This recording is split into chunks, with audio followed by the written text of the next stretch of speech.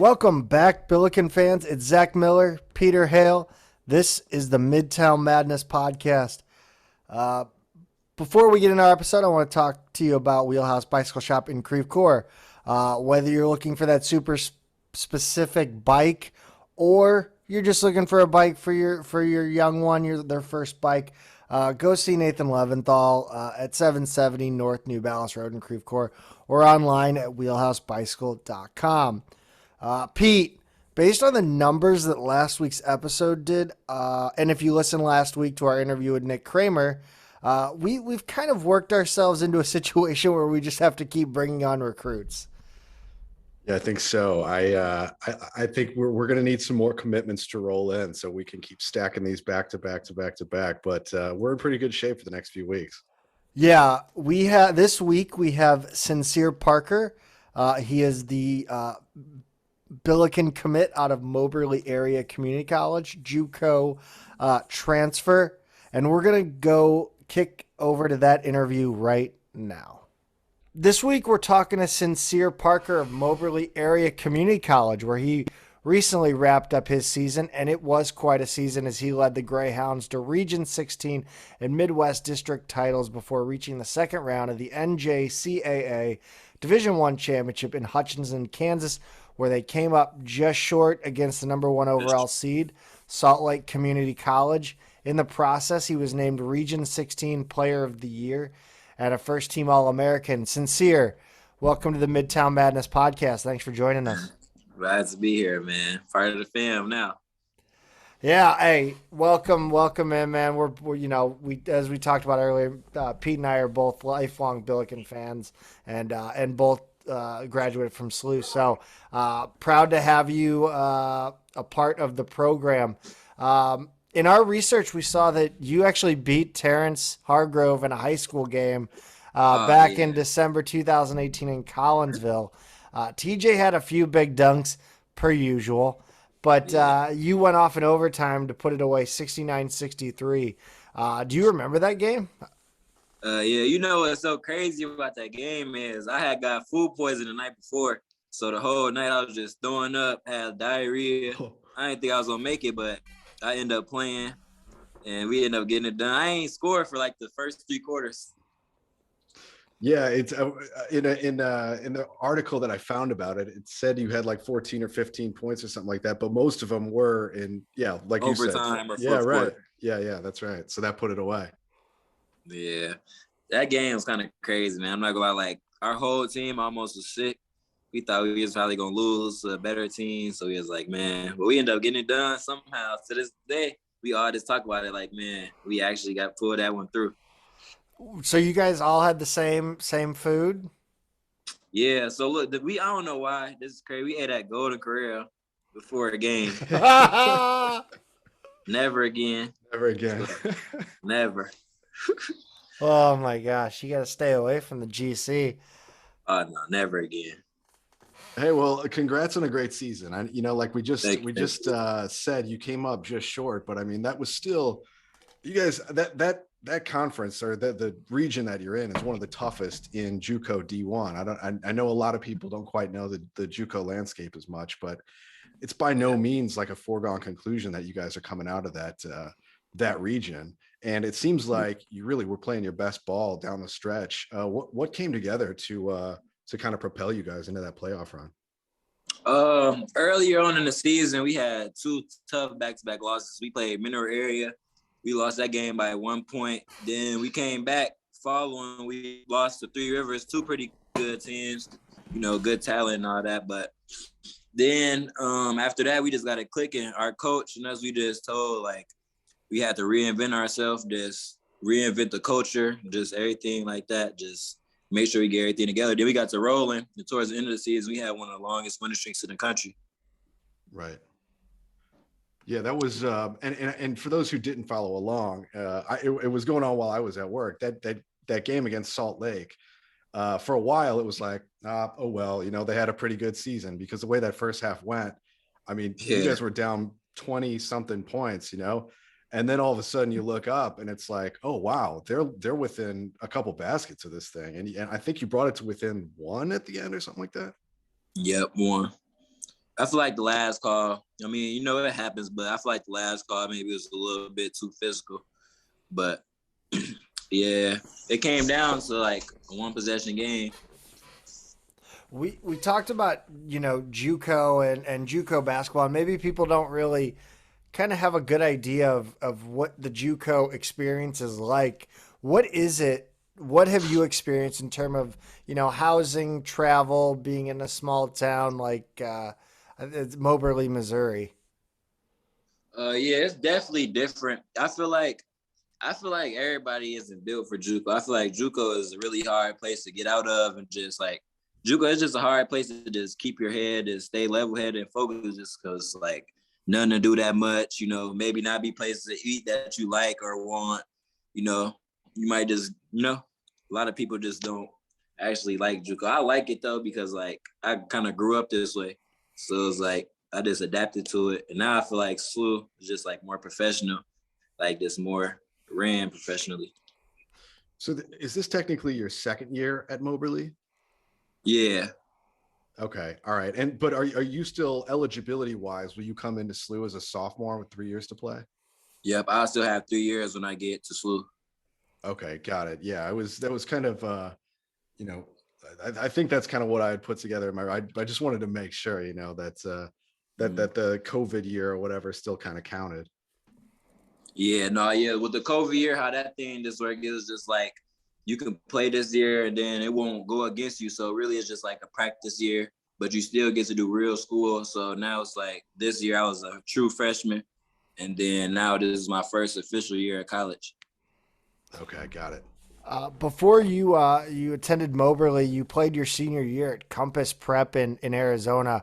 What took you out there, and what was that experience like compared to Rockford East?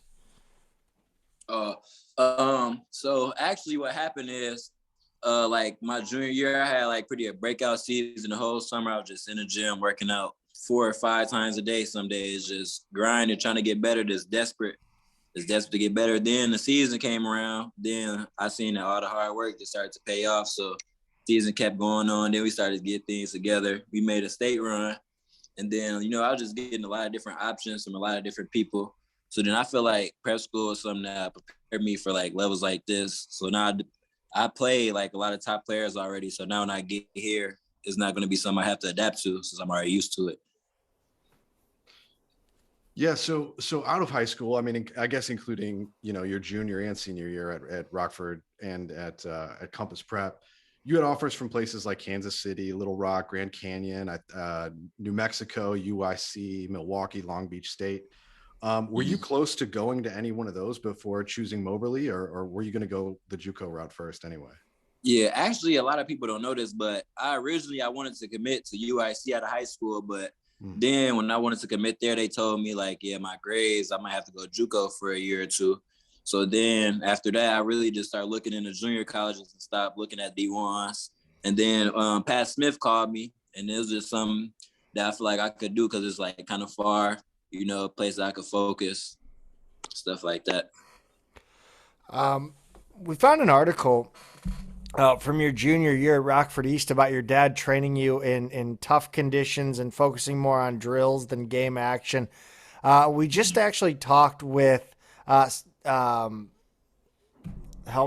Kramer, and he and his dad talked about drills they used to do together, like they'd play horse, but the ball would have to hit the front of the rim before it goes in.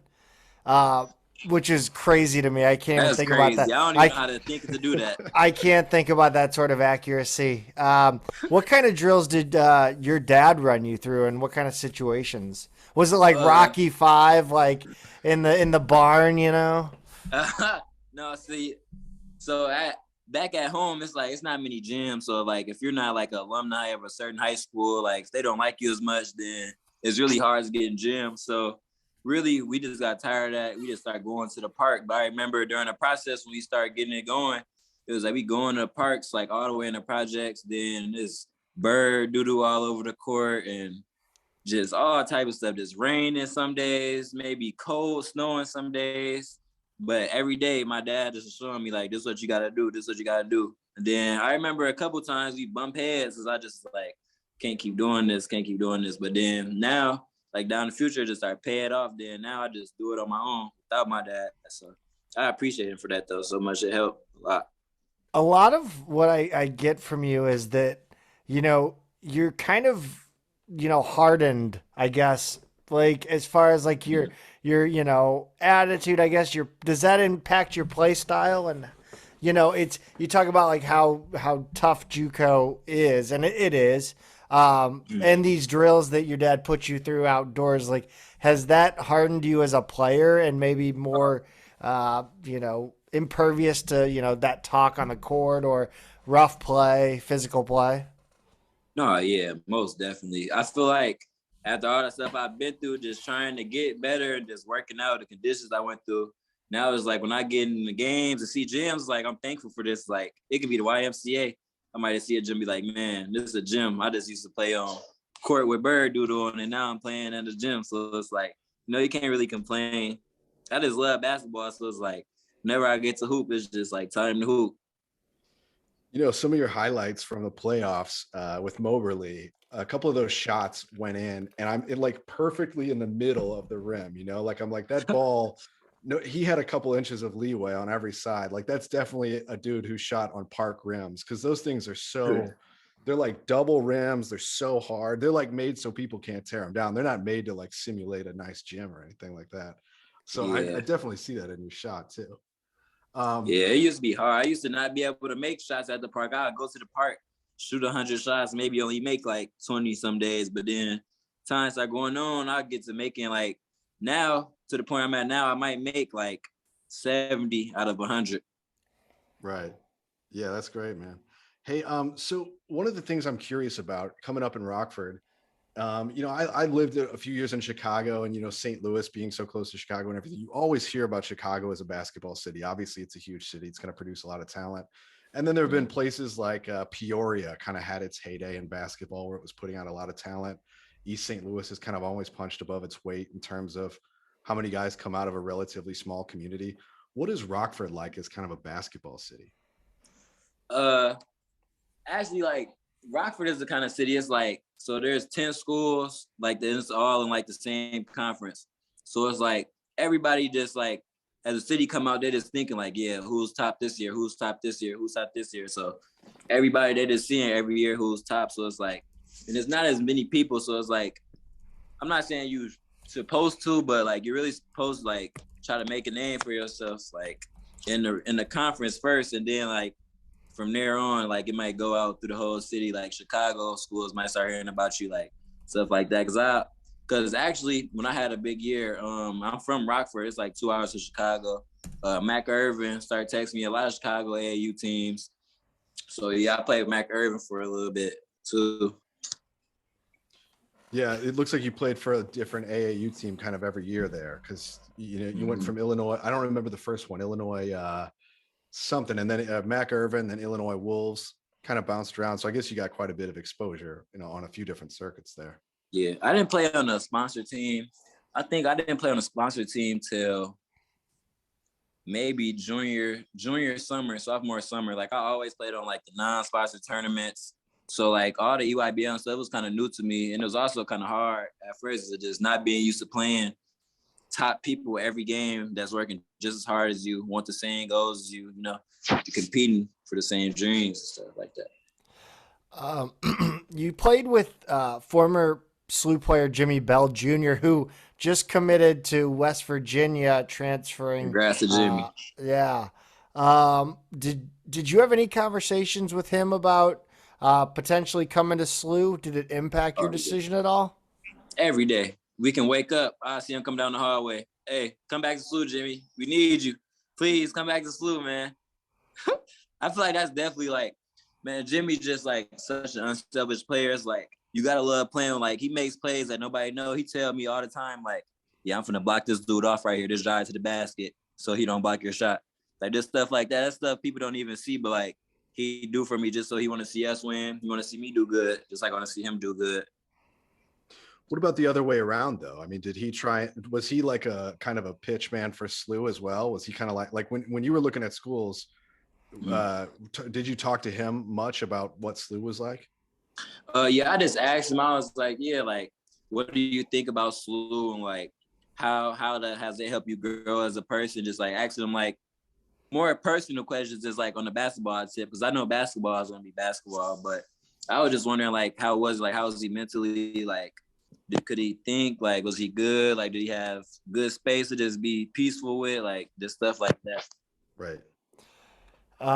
How did Travis Ford approach you as a potential Billiken, and what in the end ultimately sold you on Ford and the Billikens? Um, Not gonna lie, I always knew about SLU from just playing here in tournaments in Collinsville. So I always looked at SLU like, yeah, if they ever gave me the chance, I would go here. But then this year, at the beginning of the year, he called me up, just introduced himself, told me who he was. I didn't know who he was at first. I didn't know he was like in movies and like played at Kentucky at first, like all stuff like that. He didn't say that. He was just being humble about it, going on stuff like that. But then I did more research. And then I was just like, yeah, I think SLU is a place I want to go, just close to the crib, but like kind of far away also. Did you end up getting to watch The Sixth Man? Yes, I've been watching that movie way before I Oh, came to SLU. I yeah. never knew that was Coach. It's a classic. I absolutely Classic love movie. that movie. Yeah, I watch that movie just randomly all the time. I just turn it on, get to watching it. I'm glad he doesn't approach recruits with his list of credits or anything like that. That's good. It's good to hear. He might scare him off if he do that. Yeah. Man, I don't know if that's a good icebreaker. I remember snagging that at like the rental store, which is a really sad thing that like it's hard to find those random movies now because you kind of can easily scroll past them on Netflix, but you see that Because cover. I have it on disc actually. That's where I have the movie. Yeah. I need to get. I've been hounding him to sign my copy, so I gotta get him. Might as well. He might make that a thing now. Just get it going, man. I need to sign mine too. Hey, so I'm curious, like what schools, this past fall were recruiting, or I guess in the year before, were recruiting you while you were at Moberly, compared to like who was recruiting you out of high school and Compass Prep. Did some of the same schools carry over, or was it kind of a new slate, or what? Yeah, I'm not gonna lie. I really, out of high school, I didn't have much offers. I got my first offer probably, I'd say like the beginning of junior year. I probably got my first offer from Long Beach State. Then they start rolling in. I got a lot of low majors, mid majors, but they weren't really places I really wanted to go. But then this year, I went the whole year. I ain't talked to any schools really for my whole freshman year of college. Then this year, I'm still a freshman now, a true freshman. I talked to schools like Tulsa. I talked to DePaul. I was getting a call from a lot of places like UIC, just like a lot of different schools, just every day just hitting me. But I already kind of knew in my head, like, yeah, SLU definitely is going to be in this top combo regardless. So it was like really kind of one of the schools I wanted to go to. When you head over to St. Louis University, what attributes in your game do you think translate immediately to the D1 level right now? Right now, I know definitely like the way Coach Ford's system is. It's for me to just play ultimately hard defense and just come and just shoot when he needs me to shoot, just get buckets and I just want to perfect my role, just try to start something winning. Just keep winning, just take off from there. Yeah, I mean, the defense, it's good that you mentioned that because it seems like the guys who really play the most, who find time in his rotation, are the guys who know how to defend. What kind of defender would you consider yourself? I wouldn't say I'm not just like an absolutely lockdown defender, but I don't get scored on. Like I won't be a liability in a game or a close game or anything. Like I think I'll be good on that part, but I don't know. I block shots. I feel like I block shots decently good, and I feel like I play good defense too. When I choose to, I play good. I play great defense. It's funny you put it that way because when you committed to SLU back in the fall, I guess your coach said that exact same thing. He was like, he's a great defender when he wants to be, when he chooses to be, or when he's focused, something along those lines. Do you think he was kind of putting that quote out there to kind of motivate you a little bit? Oh yeah, no, definitely.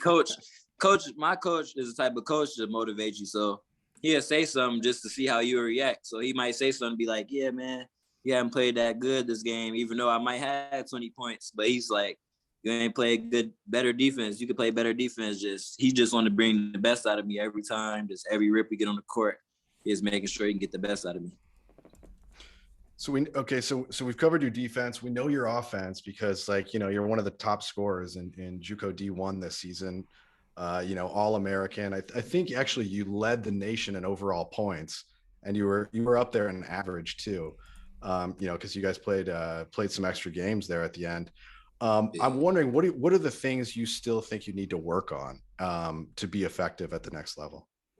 Definitely, I feel like when I get here, I feel like my body will start filling in a little bit more just due to like the consistent training. Like I said, D1 is more professional, just having to train, mandatory training certain days and just getting my ball handle right. And really it's just a mental part for me. I feel like I just have to look at the game as a bigger picture than just scoring buckets and getting stops. I feel like it's a little more to it I got to learn.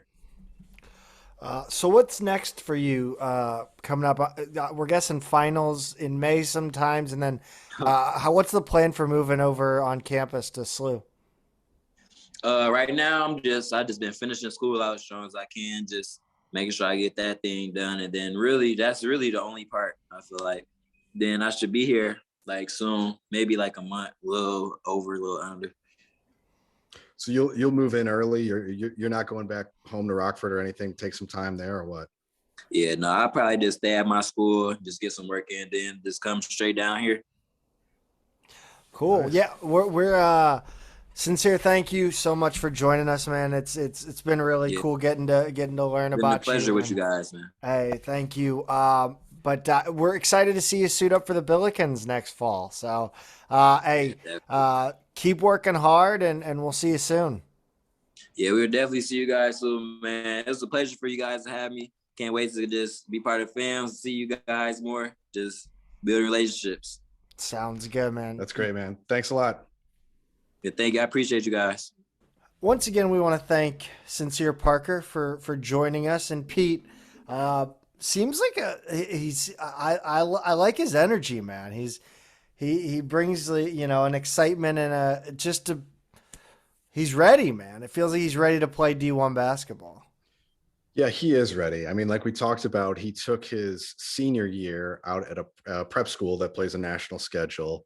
And then he kind of had that kind of buffer year, you know, that first freshman academic year he had at Moberly, before playing this season. And being at a JUCO for 2 years and now playing well into the playoffs at that level, he's definitely a little more battle tested than a lot of the guys. He's got a little age experience. And then experience against a higher level of physicality than a lot of guys who are coming into college. So,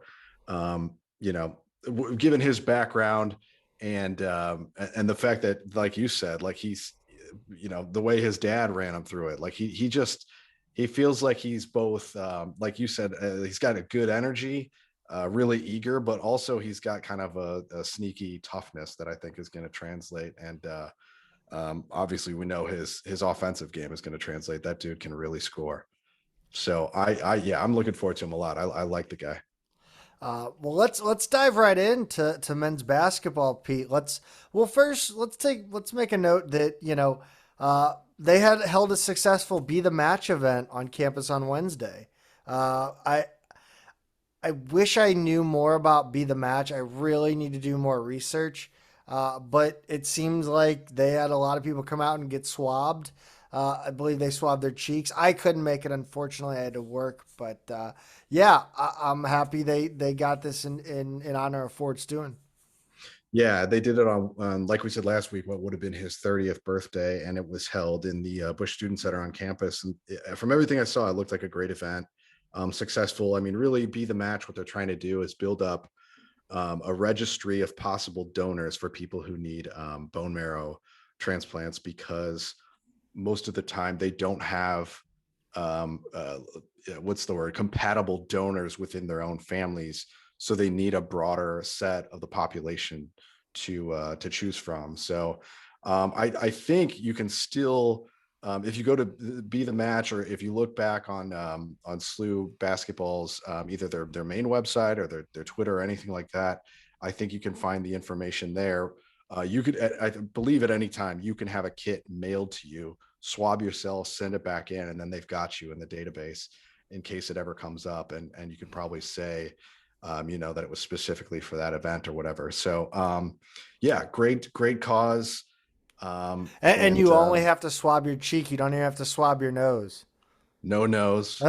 Yeah, it's not very invasive at all. So it's easy, and you never know, you could end up saving somebody's life someday. So yeah, great. All of our listeners are now having PTSD from having the swab jammed in their nose 500 times this past 2 years. Yeah. A lot of recruiting news, Peter. I know there was a lot that happened in this past week. But let's start with recruiting and commitments specifically. Javon Pickett came out of nowhere, apparently, to transfer as a grad transfer from Mizzou. This was a quick one, a quick commitment in the overall kind of scheme of things. He was one of those names that popped up as we were kind of, SLU fans were looking through all of the names in the transfer portal. And he was an interesting one, obviously being a local guy from Belleville. But he was one that we know the coach has reached out to. Like, we had seen that on Twitter, but then didn't really hear anything. And all of a sudden he was committed. And, it's one of those, I really like the commitment. He's a grad transfer. Mizzou just had a coaching change. So he can go play his but regardless, even before COVID rule and all of that, he's got that grad transfer ability there. And so he'll be a 5th-year player. He's played 4 full seasons at Mizzou. He's listed at 2'7", 6'5", 215. I don't know how I butchered that so badly. He was technically Mizzou's 2nd leading scorer this year. And really played the best ball of his career in conference play in the SEC. He's versatile positionally at both ends. And he's a major glue guy who kind of does all the little things that don't show up. So it's funny that he also is kind of the 2nd leading scorer. Mizzou wasn't very good this year, but nonetheless, he's a smart, experienced, versatile veteran player. And those are the kind of guys who round out the rotations of teams that go deep in March and even April. So I think he's a great addition. And, shout out to my buddy Joe, who's a big Mizzou fan, who kind of, it's possible to be both. No, it's not. Fan means fanatic. I got fan is short for fanatic. I got to give credit where he is a fanatic of 2 places. That's a lot of space in the brain that I don't have. Same here. It's more than I can handle, but he can. And I do appreciate him kind of giving us a rundown on Pickett, because I admittedly have not watched a lot of Mizzou in recent years. And then it didn't stop there. The news didn't stop there on the commitment train. We have a third Larry Hughes, or not a third Larry Hughes, a third Hughes in Billiken Blue. Yeah, I unless there was a clone somewhere that I missed. Yeah. But yeah, it is the third Hughes after Larry Sr. and Lauren. Larry Hughes Jr., barely 24 hours after Pickett commits, went ahead and committed himself to SLU. Not to an insane asylum. He committed himself to SLU, not to. Yeah, no. I got to phrase that differently. But he reportedly he's going to walk on. Which I kind of think is pretty cool, because there were some rumors that he would go take a prep year somewhere and kind of, play a national schedule, maybe kind of get some more looks. I know there were some schools recruiting him, like Butler under the previous coach, Wisconsin, a few other programs. But what I was hearing is they kind of wanted him in I don't know if they were asking him to walk on or kind of take a long-term development plan or be a preferred walk-on or something along those lines is kind of what I was hearing. I don't know which schools actually gave him scholarship offers versus which ones said, we just kind of want to have you in the program. But he decided to do that at SLU. And the reason I like that is, for one, he's an excellent student. 4.0 student his 2nd semester senior year, from what he posted at the midterms or something like that. Always been a high level student, and he's going to have a year of, instead of going to a prep school and just kind of taking, let's be honest, easy classes, some of these guys would take 5th-year prep years. He's going to get started at SLU right away and take a full academic load at SLU. He's going to have access to all of SLU's resources in terms of strength and conditioning. He's going to be practicing against veteran players, good high-level D1 veteran players, who he's not only going to be, bumping up against in practice and having to shoot over in practice. He's going to see how these guys conduct themselves and what it takes to be, a winner at this level. There's just so many benefits to kind of doing this way. And so he's kind of like accepted this as a development plan and not like, hey, I'm going to go in and be the guy in year one. But when you look at him, he's a 6'5", 6'6". He's long and lean and lanky. If he can kind of fill that out and prove that he's like a defender at this level and can kind of do more than shoot, he has that shooting ability. And with that size, that shooting ability, I find it really hard to believe that like 2 years down the road, there isn't a really good role for him on this team. And so the fact that he and his family show this commitment to SLU and this sort of like patience and everything, I honestly think this is going to pay off for him. I like it a lot. And I'm guessing you feel the same way. I mean, anytime you get Larry Hughes, we're gonna have Larry Hughes in a Billiken jersey again. I don't see anything wrong with it. And a walk on is just icing on the cake for me. He comes in with almost no expectations, right? Yeah, I think that, well, and I say that in that, like, he's coming in with name recognition, so that already adds a whole lot of weight on your back. Yeah, but, like, because we've seen it. I don't know how many times we've had a father son, like a second generation Billiken, play the same sport in the same gender, right? Because we've had, soccer has done it. I believe soccer has done it, but father to daughter. I want to say Palazzolo might have been, but again, grad transfer. But it's not something we've seen often. So he comes in with these expectations with the name Hughes, but he comes in as a walk-on, which almost absolves him of this heavy elephant that may or may not be sitting on his back. I'm and there still will be casual fans who see Larry Hughes Jr. and go, "Oh, I know what Larry Hughes means," and sure, like maybe they'll take a little time to kind of understand what's going on, but yeah, I mean, you're right. I mean, there is the legacy of the burden of legacy when your dad was a top 10 draft pick, a one and done, one of the the most electrifying player ever to wear a SLU uniform. There is that, but I think fans of this program who really follow understand, like, he's accepting a development plan here. He's being patient. And when you look at our roster, there's going to be a lot of players who come in or right now who are going to be playing 1 or 2 more years. And so even after 1 year, 2 years, things really open up for a guy who's been there and maybe now is ready to have his turn. And by then he's not going to look like a high school senior who you're bringing in and trying to get up to speed. Nor is he even going to look like a transfer at that point, who you're trying to learn and acclimate to your program, your culture, your school. He's been there. So I think this is, in an age where a lot of players really aren't showing patience, I think this is really a sneaky, smart move for everybody involved. Absolutely. I'm excited. Do you think he'll wear 20? Ooh, well, it hasn't been retired, so Fred has it. Yeah, that's true. That's true. I don't know if in the days of NIL, do they buy like a Seiko watch or like it wouldn't be. I don't know if it's a Rolex, but a Swatch. I don't know. G-Shock, I think, is in again. I have no idea. I pretend like I know what's going on. Yeah, Jordan Nesbitt, man. We'll slide over to the transfer portal. He's back. He's back in the news. He's not back, nor is he coming back. Yeah, it sounds like he's pretty much officially gone. He was in the NBA draft. He had put his name in for evaluation for the NBA draft. As we talked about the last couple of weeks, he deleted that, and then was kind of we were kind of trying to figure out what was going on. So then he officially withdrew his name from the draft and popped it over into the transfer portal.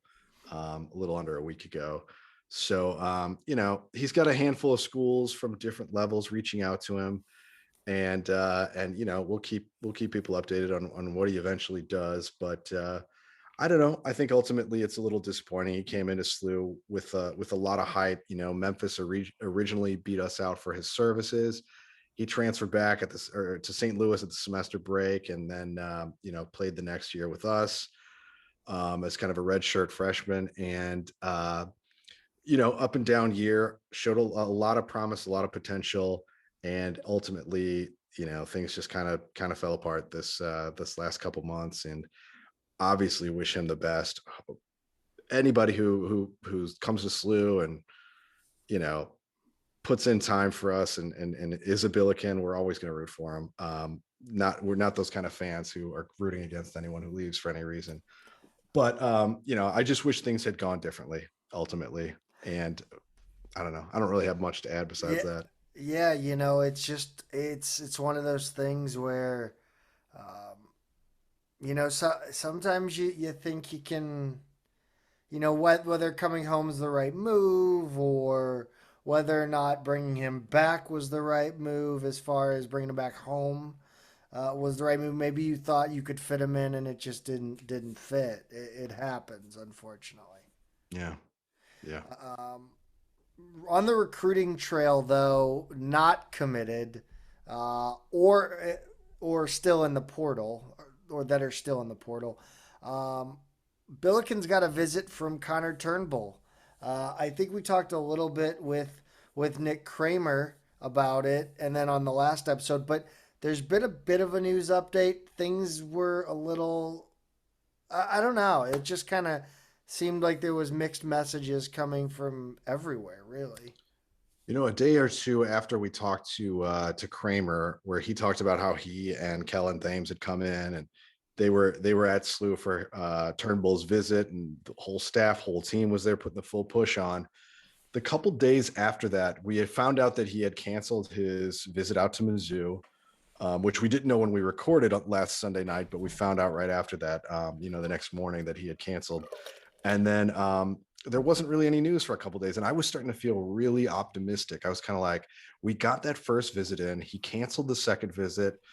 Like some of our guys, like Frank and Rammer, were sort of saying kind of cryptic things that were leading. I was piecing, the red string on the wall, right? Piecing things together and thinking like, man, I'm feeling optimistic here. And then we come to find out he actually is going to go ahead and visit Mizzou again later. Along with Butler. He visited both of those this past weekend, and then he'll visit Iowa on Tuesday and Wednesday, and then he'll come home and kind of talk it out, think it out, and announce his decision. So we could be looking at late this week, maybe Thursday, Friday weekend. I don't know, something like that for a decision. What are you thinking here? Are you feeling optimistic or what? It feels like this whole situation was ready. It feels like he was ready to commit to SLU, and then Butler pulled their trump card. Thad Matta he pulled out I'm retaining the guy that recruited you. Right. And I think that might have thrown the plans into a bit of a tailspin. Yeah. Yeah, to quote a certain message board, unfortunately, things just broke down. Sorry, that is a deep cut recent Billikens.com reference. If I'm curious to know how it went at Butler. I still kind of feel like Butler is the top competition here. I feel like it does. I feel like Mizzou, the way that their roster is filled out, and they just added another commitment over the weekend. I kind of think he might be a little bit tougher fit there. Just in terms of what they have left. I haven't dug into what Iowa's got returning and coming in and stuff like that, but Iowa could kind of be the wild card spoiler here. If he goes out on Tuesday and Wednesday and has just an incredible visit and they say all the right things, I don't know. I do feel like Butler is the top competition here. He knows the school, he knows the culture. The assistant, like you said, is still there. Some of the players are still there. And they do, even though they had a few bigs visit over the weekend besides him, They do have a need for bigs. They've got, I think, 3 coming back, but none of them played at all last year. They were basically playing Traore kind of minutes. You know what I mean? Like just way down, not even in the rotation. So they do need bigs who can play right away. We'll see what happens there. But so Butler has me a little more nervous than anybody else. But I don't know. Hopefully, in the end, SLU kind of made the. It sounds like we made the best sell we could, and if his heart's somewhere else, that's just how it is. But he would be an excellent fit on this roster. So Absolutely. yeah. There were a few other names that kind of came up in the last couple days regarding 2022 transfers. Before we get to the 2023 offers that are out that are new, Calvin Solomon out of Stephen F. Austin, Mo Njai out of Eastern Michigan, and Andrew Carr out of Delaware. All 3 of them are big men. Pete, what have you heard? What have you seen? And where do you think we stand with these players? Well, Solomon's one of the first names that I saw our coaches kind of reach out to, this portal season, if you want to call it that. Njai and Carr are new names to me. Carr, I saw that VCU, Davidson, a few other schools are involved with him. Njai, I think Pittsburgh, a couple other schools at that level. So are talking to him. Solomon, I don't know as much about his recruitment and where it's at, but Stephen F. Austin. Am I mixing it up with Sam Houston State now? No, it's Stephen F. Austin. Where Forte used to yeah, he was at Sam Houston. Sam Houston. Okay, those. He was a Bearcat with a K. The traditional Texas name universities. I get those two mixed up sometimes, but nonetheless, that's his stomping ground. So I think he was probably in on that one pretty quickly. All of these look like really. Those people fought at the Alamo. I don't really know. I'm just assuming. Yeah, if you have a city named after you in Texas, I'm sure you did. But regardless, I mean, all 3 of these guys, they sound like different players. Njai's really big. He was a MAC at Eastern Michigan. He was a MAC all freshman team player this year. Really solid, averaged about 7 and 5. A Carr from Delaware looks like kind of a stretch big, 6'9", 6'10". I don't know as much about Solomon's game, but yeah, all 3 sound like nice bigs. And we need more than one big. We're yes. Replacing, not just replacing, but we really have one true big on the roster right now. So that's the priority. That's just what it is. Yeah, I wish Jimmy Bell Jr. would have come to SLU back. I do. Man, he would have been good with this roster. Let's talk about the 2023 offers. Let's start with Brock Harding. So Giacoletti, I think, has been he's been the one who seems to be the lead on Harding and other guys in upstate Illinois. Harding is a small, he's only about 6 feet and small, but incredibly talented point guard out of Moline, Illinois, Quad Cities. Just a complete player at the point. He's one of these kids who just seems to have a preternatural understanding of the game, makes everyone around him better. He can play at any speed. He's a good shooter too. And he's small, but he kind of knows how to defend for his size. He's pesky. He plays for an AAU team called Mid Pro Academy that I really like. They've got a few fun players that all seem to really play well together. And he's the engine behind that thing. They've got another kid, Ty Pence, who I think, honestly, if he didn't live in small town Illinois, he'd probably be a 4-star somewhere. So watch out for that AAU team too. I wouldn't be surprised if we offer more than just Harding from that team, but I really like him. Second player. It sounds like Brock Harding would be a great option to bring in. Yuri's a senior, get to learn behind Yuri for a year. And I think that would be huge for his development. So I got to imagine Ford and staff are playing that angle high. I think that's true. And I think when these next 2 names, what you'll see in common with all 3 of these guys is they can play the point and they're all a little bit undersized. And I think what our staff has kind of dialed in here, or at least in these guys, they're finding really good value. Rick Majerus rule. I mean, totally. Think about Kwame and McCall, and they're finding really good value in guys who are an inch to 3 inches from having Big Ten offers or SEC offers or whatever. And some of them still will or still do. This is still how the mid majors win games in the NCAA tournament. It really is. And everybody who sees SLU goes, where did Yuri Collins come from? But SLU fans who have known who that guy is all along, just because he didn't have high major offers out of high school, standing 5'11" at St. Mary's or whatever, he winds up coming to SLU. So yeah, he's definitely one of those kind of guys. And I think this guy is too. Jamiron Keller, he's just a tough, physical, explosive combo guard from Killeen, Texas. So he can play and guard the 1 or the 2. He gets to the rim. He's got a ton of bounce, makes plays for his teammates. He's probably about 6'2" in shoes. So again, a little undersized for that kind of combo guard position. But this Texas, he's right in Forte's area that he recruits hard, and he looks like a pretty exciting player. Fred Payne, and he's an athletic combo guard. He's in Texas, but he's from Louisiana, which is a phenomenon that I was recently introduced to. I have a buddy that did something similar, but like Texas and Louisiana might as well be the same state. Yeah, and I think there's just, I don't know. I mean, the scene in Texas is pretty incredible now, and I know it's been posted, and forgive me for not remembering who posted this. I want to say like Brian, he goes by Brian STL on Billikens.com. He made a point a while back when people were kind of like, man, we're recruiting Texas so hard. Are we not focusing enough on St. Louis and the Midwest? And I was like, well, number one, that's where Forte is from. It's what he knows. And if you bring him in, you want him to recruit his relationships and his stomping grounds and the places he understands. But number two, I think the point Brian made was something like 1 in 5 Americans under the age of 18 lives in Texas. So it's just like a statistical thing. Like, and I may be off a little bit. Yeah, It was maybe it's 1 in 6, who knows? But the point is, like, the state has grown so much in just the last couple generations that now you've got all these kids down there, and like you can have the 40th best recruit in Texas who would be a top 5 in most other states, just because it's so deep, the competition's so strong.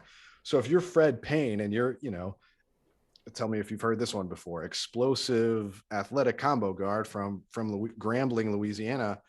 Yeah, maybe you go to a high school in Houston like he's done, to get a little more competition and exposure, because you're not really getting that in a smaller city in Louisiana. SLU has actually been recruiting him for quite a while. And I've liked him for quite a while. He's one of these guys who, again, I think is maybe just a little small for being like a top priority at like the SEC level. He's still getting recruited by some of those schools. And who knows what happens this year at the AAU. He's playing for a New Orleans-based team that's on the Nike EYBL circuit. So he's going to get national exposure. And if he plays well, could very well blow up. But he does pretty much everything you'd want at the 1 or 2. So those 3 guys, again, right now, all look like great values at that position. And I would be happy with any of the above, to be honest. Mohamed Diabate. I apologize, Mohamed. Tell me what you know about this forward out of Queens. I think you actually nailed the pronunciation there. He's about 6'7", 215. So we just talked about Javon Pickett, who's about the same weight but a couple inches shorter. So he's more of a combo forward. He's from Queens. He attends Putnam Science Academy, which is in Connecticut, and then they sponsor an AAU team, the PSA Cardinals, which you guys would recognize if you followed the recruitment of Hassan French. That's the program he played in. It's a Nike EYBL program, great AAU program. And SLU's been, I mean, obviously with French, we've probably had a relationship ever since Ford and his staff showed up on campus. He's actually got a bunch of A10 offers, mostly from schools. It's kind of funny because he had offers from all the A10 schools that just had coaching changes. So I think our staff kind of looked at like, hey, we've been looking at this guy for a while, not really recruiting him super hard, but all of a sudden you look at his offer list and all of these schools have had coaching changes. so the timing is great to jump in there, throw him an offer, start recruiting him harder. And all of a sudden, maybe those other schools don't get involved with the new staff. And you kind of look like the school, if he blows up over the next year, you look like the school who was in at the beginning, because, you haven't gone through the coaching change. A lot of those other schools have. So he's gotten a few offers in the last couple of weeks, because he had a good spring event showing with PSA Cardinals. But I like what his high school coach says about him. He calls him a low maintenance, high production player, which I love. He's like, I barely have to say anything to him. He just goes out there and does it. He's a hard worker. He's well-rounded. He's a double machine. At only 6'7", he was the leading rebounder for this first EYBL event of the season. So that's a guy at that size and everything, I kind of go, man, maybe when all is said and done, maybe a slightly bigger Dwayne Evans kind of thing. Maybe a little bit better rebounding one too, but yeah, really, really nice looking player there. And SLU seems to have timed it out perfectly. In off the court, I guess off the court. Well, it is off the court, but I feel like we've been off the court anyway. Yuri Collins has launched an apparel line, Unknown, which is, I guess, his kind of moniker he has for himself. Kind of, we talked about where did Yuri Collins come from? And I think he's kind of injected that chip on your shoulder, 5'11", but walks 6'5" kind of guy into his clothing line. And I know I'm going to pick me up a shirt, a hoodie. I think I'm going to go with the Run With Me hoodie. Seems like it fits me, what I do, when I'm not talking to you message board morons. But yeah, have you checked it out, Pete? It's at, well, tell the people the website, since I already editorialized.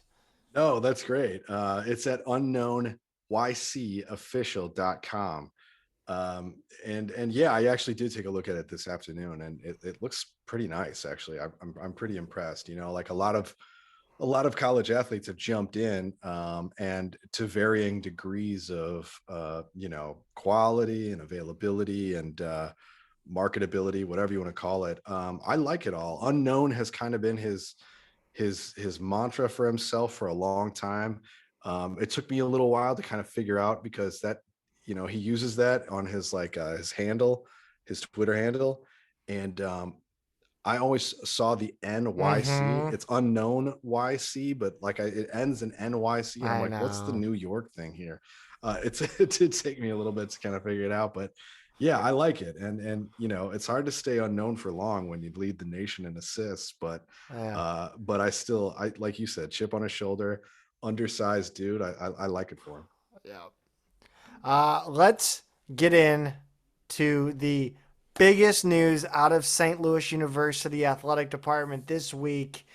Dude, I think Chris May knows better than this is why all the news is announced on Monday.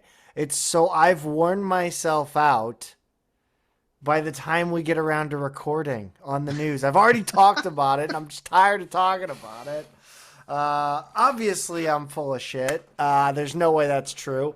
But, yeah, the women's basketball team has their head coach, Rebecca Tillett, Pete. Let's do a media. I did my rapper reaction, which I don't know how well that played. I don't know. I felt kind of bad. And I feel like my reaction has been misconstrued for being an indictment on Rebecca Tillett, or how I feel about Rebecca Tillett. And that's just not the case. Well, why don't we do this? I'll kind of give the quick hits of our bio, and then I want you to kind of explain what your reaction was and what's the context for that, because I think context is the thing that sometimes gets lost. So the new head coach that we hired is Rebecca Tillett, and we found out about this. I guess was it that Tuesday? Was it Tuesday we found out, or was Yes? It was that night, the 12th, and so. She was introduced as the new head coach on Wednesday, the 13th, officially announced the night before. She spent the last 4 years turning the program around at Longwood, which is a small school in the Big South Conference. It's in Farmville, Virginia, rural Virginia. And her 4 years culminated with their best record since joining D1, a conference title, and the program's first NCAA tournament appearance and victory. Longwood was actually 31-119 in the 5 years before her arrival. So it was a rock bottom program, small conference, horrible record. I didn't even know it was in Virginia. Yeah, it's right in the middle of Virginia. I thought it was in New York. It's probably like an hour or so south of, straight south of like Charlottesville, where UVA is. It's west, hour and a half west of Richmond. So kind of like right in the middle south part of the state. Anyway, prior to Longwood, she was at Navy for several years, kind of moved up the ranks, to become associate head coach. She was an assistant at D2 Indiana University of Pennsylvania for a season before that, and spent some time before that as a WNBA scout for the Atlanta Dream. After she graduated in '99 from William and Mary, where she was team captain for their women's team, she spent 10 years as a high school coach and teacher.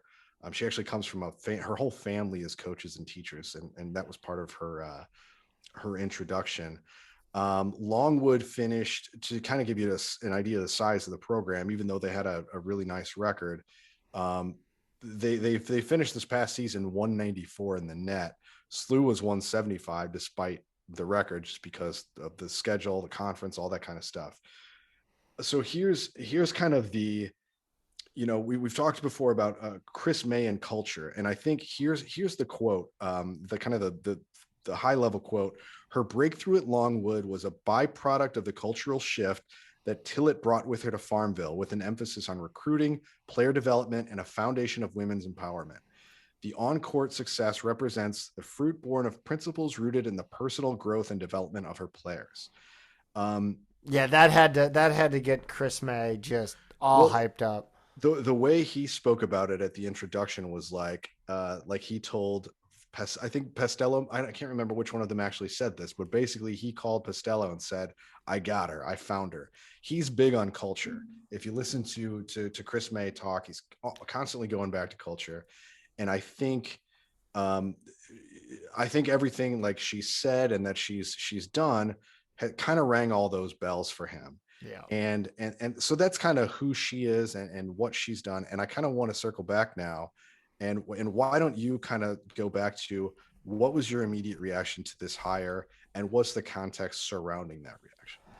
Yeah, I think I had expectations that, I am who I am. I have, I expected, I think my expectations though were high because they were kind of, fanned by Chris May's statement on the termination of Lisa Stone as head basketball coach. His statement, which was what? Like, what did he say? How did he set your expectations? So Chris May, I'm pulling up the release now, but in the statement, it really laid out kind of more of a commitment, I guess, to SLU women's basketball, and an expectation that that we will make the tournament, I guess year in and year out. Not year in and year out, but we'll at least we'll I think regularly was the word that regularly. They used. Because again, we're talking about a program that has never made the women's tournament before. Right. This program's been around since the early mid 70s or something like that. Never made the tournament in over 40 years. I got the quote. Women's basketball is a critically important program at St. Louis University, May said. Our goal is to play in the NCAA Women's Basketball Championship regularly. This is a great job in women's basketball, and our program is well positioned for sustainable long-term success with Chaffetz Arena, and in the very near future, the O'Loughlin Family Champions Center. We have begun a national search focused on a group of highly successful professionals in college basketball. He brings up the O'Loughlin Family Center. He brings up, the goal is to play regularly in the NCAA women's basketball tournament. And that to me signifies that when you're looking for another coach, you're looking to, up the pay rate, up the budget, you pay to play. Unfortunately, this is like kids soccer in St. Louis. You have to spend the money to win the games.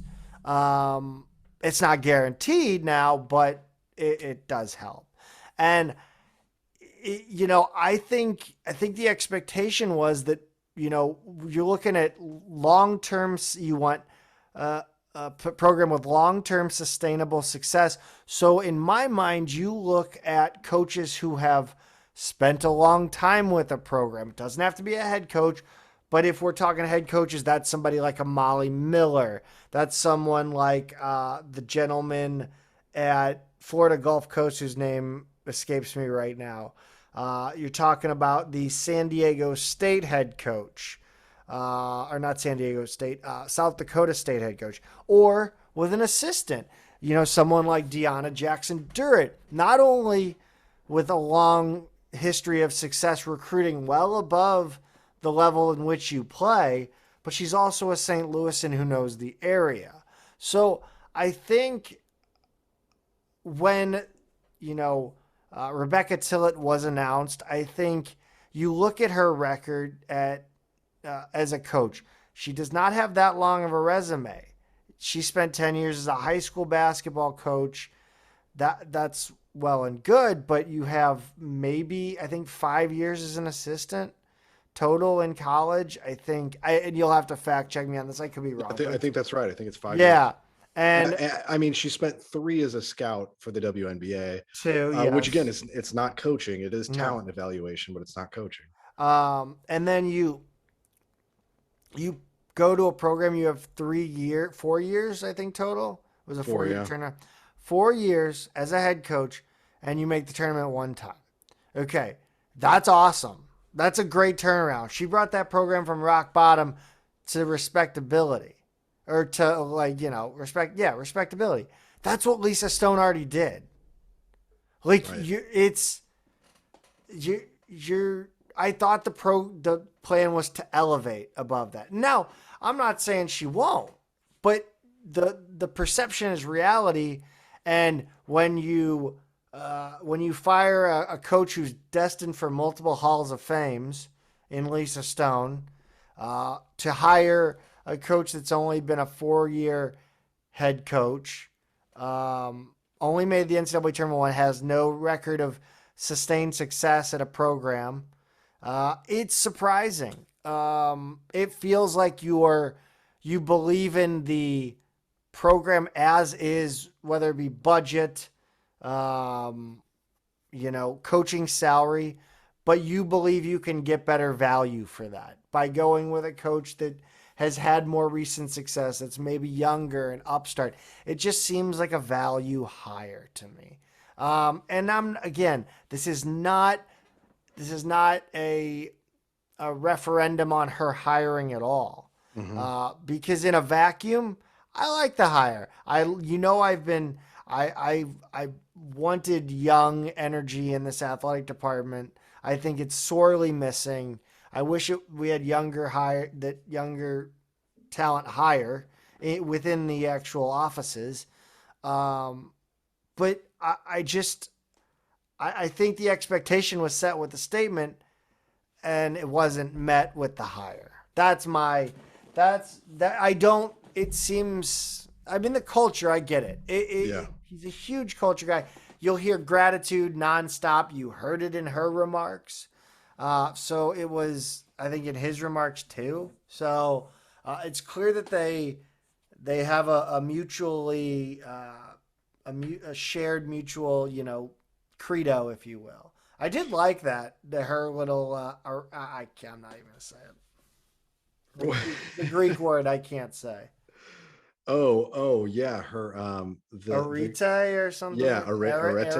Yeah, arete. Yeah, I don't know how to say it either. It's Arete.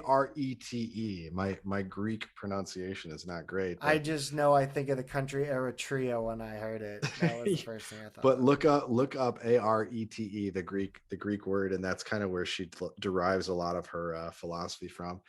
She talked a lot about culture. She talked about some of the things that are important to her, which is empowering the players. She wants to create an atmosphere of support of fun, of love, of hard work and commitment to one another. She said a lot of the, like, I like her. I like a lot of the things she said, but I think you're right. I mean, like, she's someone who turned around a program in the bottom of D1 really quickly and made them viable at the top of their conference, put them in the tournament, even won a game in the tournament. But she's done it once. To me, it says a lot more if you're the kind of coach who's taken a program like that and made them a winner for a while. But I think the issue is there. Someone who's done that has probably been renewed at that school once or twice. The number's gone up. They're making more money. You got to pay them more money. I think probably with this hire, and I know May believes it, that he found the right person, the right fit, the right culture, without having to break the bank and change sort of the financial math of the program, or go find some donors who are going to fund her salary, or whatever the case may be. Because she's kind of at that level where she's maybe a good value for what you get. But we can only speculate on that. We don't know what the contract looks like or anything like that.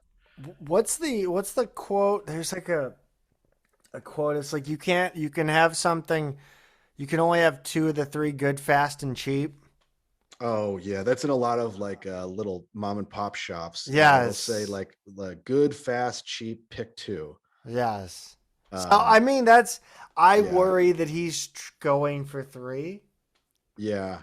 No, and I don't want to say cheap, because it's not. No, like, I mean, that's not the right. But good, I good, fast, and cost effective. Like, yeah. So I think after his statement and after the job opened up, Stu and some other local media figures on Twitter, and certainly us and other people who pay attention to the program, we did come up with a list of like exciting names. And this wasn't one of them, just because there's just not as much of a track record, I think, is the biggest knock.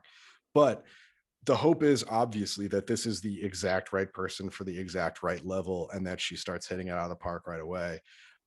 It was interesting to hear her comments that in her first 48, 72 hours, whatever it was, she had already contacted as many local high school and AAU programs as she could, and was like, if I haven't talked to you yet, I haven't forgotten about you, but feel free to give me a call.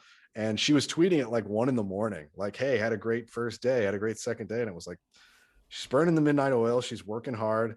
I thought it was kind of cool that she talked about her family was already sending her links of like houses they liked in St. Louis, which I feel for them. I know it's so hard to buy a house right now. I don't know if I feel for them. Well, no matter what the contract is, I mean, that's a hard thing to do right now. But regardless, I think like you and I, no matter how we kind of hedge our comments about the hire, should make it clear, like, she seems great and we're rooting for her, and we fully support like the program and everything, and want it to work out. Like, just to be very clear about that. Yeah, no, of course. I mean, she wants to come on the podcast. She's more than welcome every other episode. Yes, I mean, like, I don't. Again, this is just a matter of reviewing the events and maybe looking and thinking critically about what was said versus what was done, and whether or not it met the goal, like whether it met the stated goals. I guess, because I don't know how to put that, because goals are in the future. Screw it. You get what I like. Whether or not absolutely. It could meet the end goal in reality, but did it meet the goal of the hire? You know what I mean?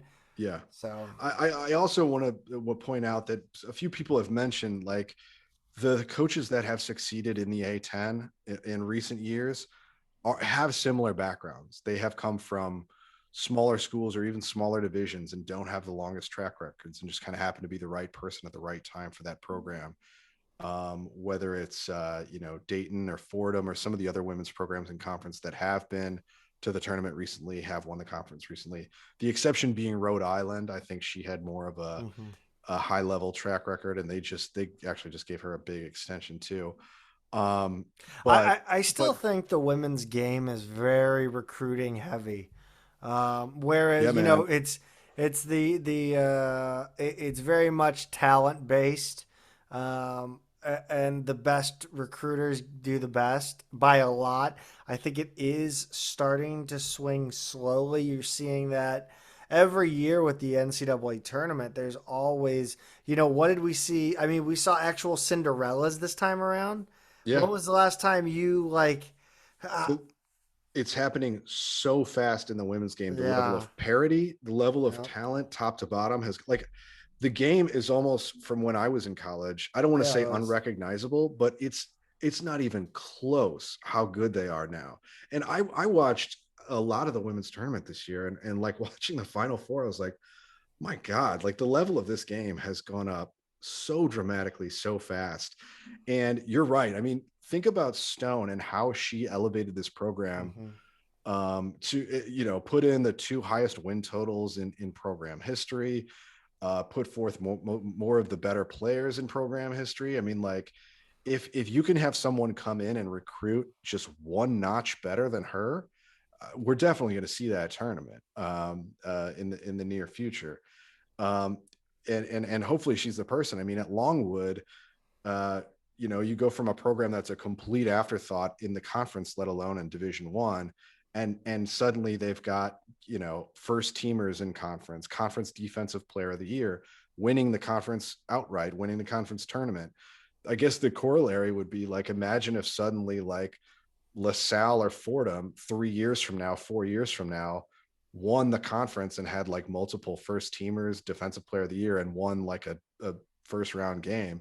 You'd kind of be like, oh my God, Neptune or Dunphy or whatever, that was like the absolute perfect hire for that program.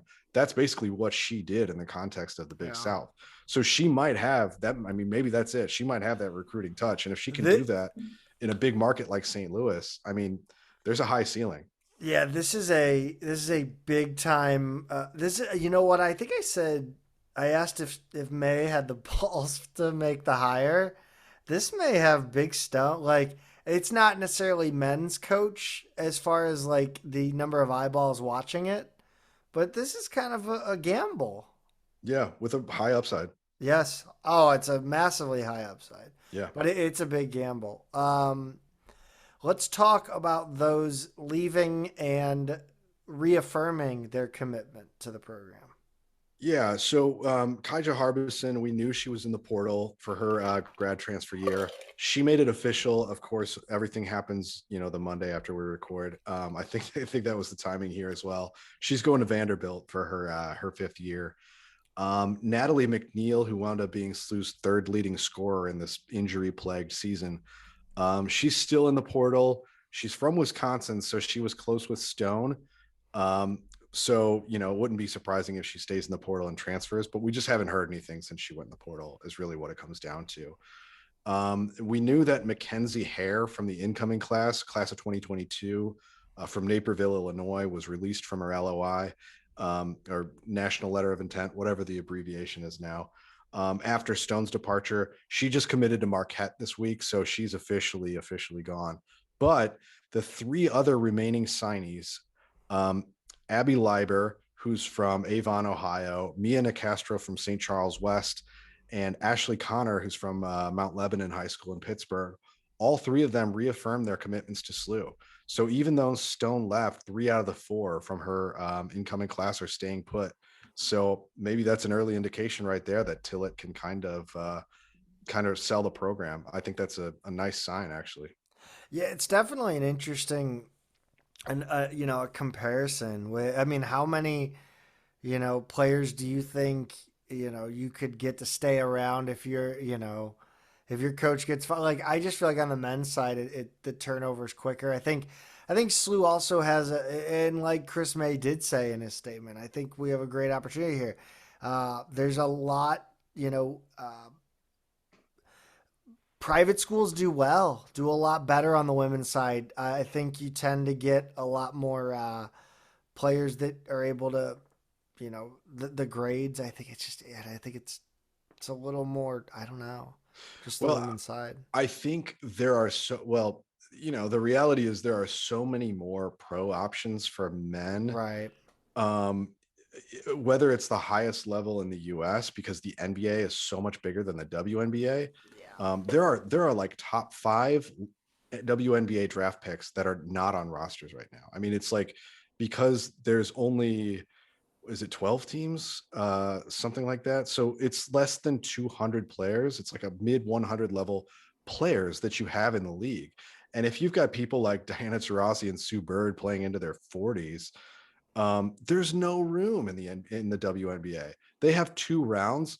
A lot of them will never play in the WNBA. And so you're talking about the best 20 to 30 players in the whole women's game, and like including some international players. Um, every year, a fraction of them are actually going to play regularly on rosters the next year. And then the women's pro options beyond that are not, they're just not as many, and they're not as robust as the men's game. And some of the best ones, like the Russian league, that's not an option anymore. So the high school and prep school and JUCO women coming into the D1 game, almost all of them come in with the mindset of like, this is preparing me for a career in the real world. Whereas like in the men's game, everybody comes in thinking they're going to be an NBA player, no matter how delusional they might be. It's just a totally different mindset. So I think what you say is absolutely right. A private top 100 school like SLU, who's going to offer you a full ride, is way more valuable than a lot of your other options. If they've got an academic program that you're interested in and you're a good high school student, you go there, it sets you up really nice for the next level. And men aren't always thinking that way. I mean, it's just the reality of it. And not to mention, SLU is a big time school for women. I mean, I'm gonna do it. I don't care. Nurses are a big field for women. Nursing, I should say. Occupational therapy is big at SLU, I think, right? I think that's what PT, physical therapy. PT. Yeah, program. that's big. I mean, the medical fields are huge for among women. So yeah, and I mean, women have outnumbered men at SLU for quite a while now, and I knew that very well. And that's not a trend that's reversing. It's SLU is a really great option if you're if you're coming into with the mindset like, hey, I'm not going to be a professional athlete, just trying to set myself up for the next level. It's an attractive option. So yeah, I don't know. I think that's a good point that you make back there. Let's run down the spring sports real quick. I think people that listen to our show are going to really like this one. I think we did get into the weeds quite a bit and actually really discuss topics. I know sometimes we can gloss a little bit more than we'd like to, but I really think they're going to enjoy just the conversation in this one. I hope so. Baseball. They're now 18 and 15 on the season, 5-4 in conference. Not their best weekend, Pete. They dropped the first 2 games of the weekend to George Mason, and then grabbed the rubber match on Sunday. Pete, run us down how it went down. Yeah, it was kind of an unlucky series loss. It was a weird series. It was a weird series. We weren't stealing signs anymore. And when we don't have that in our favor, how are you supposed to win a game? Yeah, how do you? So we lose. SLU loses 7-5 on Friday the 15th. SLU scored twice to take a one run lead in the top of the 7th. And then Mason answered with 3 runs in the bottom of the inning and ultimately won. Tyler Harris ended up with the loss after replacing Colton Hutt, because Harris kind of took all the middle innings there. And then Jack Weber and Grant Fremion closed it out, but SLU wasn't able to muster any runs in the last couple innings. So they wound up with a 7-5 loss. And then Saturday's game was just really bad luck, a hard fought game that wound up being suspended, tied 9-9 in the bottom of the 9th after a weather delay that I guess they just weren't going to get out of. They resume it Sunday as we record this morning at 10 a.m. and SLU winds up losing 11-9 in 10 innings. And I say it's bad luck because SLU fought so hard in this one, basically trailed the whole game. Mason went up early, a couple runs. SLU would kind of get one back. Mason would get a couple more. SLU would get a couple more. We're down 9-5 in the 8th, and then SLU puts together a 4-run inning capped by a Colton Shield RBI ground out. They wind up playing the next 2 half frames, and then the weather, I guess, got too bad to continue. Pick it up this morning, and they lost. Just really bad luck. Yep, Sunday 8-5 win. This one was weird. I actually watched quite a bit of it, so I'll go ahead and snag this one. Billikens got out to a 4-0 lead. George Mason clawed 2 back in the 5th. Young Brandt was the starter in this one. The it went in, I want to say tied going into the 9th, and the Billikens scored 4 and nearly gave it all back in the bottom of the half. Mason scored 3, but the Billikens were able to close it out. Upcoming Tuesday at Northwestern, they head up to the Chicagoland area for that one. And then the 22nd through the 24th of this month, that's this weekend. Jesus, Zach, figure it out. They play St. Bonaventure at the Billiken Sports Complex. Is center? I never know. But it's going to be unbelievable weather. You've got great takeaway restaurants that are great for takeaway. Pappy's, Southern, all those good spots. Grab a Pickleman's Pizza, Jimmy John's, Popeyes, whatever. Get down and check them out this weekend. The weather's going to be awesome in St. Louis. Mid-80s for the high. Softball, 17-20 now on the season, 9-5 in league play. They had games against SIUE, and then they split a series with Dayton. Yeah, actually, I think they split the first day with Dayton, but wind up losing the series. I thought they played 4. I think it was just these 3. No, you're right. You're right, though. You're right. So they split on day 1, which was Friday. They play a noon 2 doubleheader. I don't know if those ever actually go off right at 2, because games typically last. That one went to extra innings, actually. Right. Yeah, exactly. And so this one was, a 1-0 loss in 8 innings in the noon game. Chloe Wendling went the distance. That was a fun game. Yeah, I mean, pitcher's duel kind of. I mean, she scattered 9 hits out over 8 innings and just walked 2. But she winds up giving the game-winning RBI single up in the top of the 8th. And that was the decisive run. SLU unfortunately only had 3 hits and 3 walks in this whole game. Just wasn't really able to get any offense together. But that afternoon, SLU picks up the 4-2 win. Taylor Hockman got the complete game win. She allowed 2 runs on 8 hits while walking 3 and striking out 4. SLU only had 5 hits, made the most of it because they took advantage of the fact that they were walked 8 times. SLU loaded the bases with 2 walks and a hit batter in the first. Jane Konecki drove in 2 runs on a single, and then Christy Stevenson's RBI double in the 4th was the winning run. Dayton got 2 back the next inning, but that was it. So SLU tagged on 1 more later and got the win, and then take us to the Saturday 3rd game. Yeah, Billikens went up 3-0 in the first 2 innings. Dayton tied it in the top of the 3rd and got the game winner in the 5th.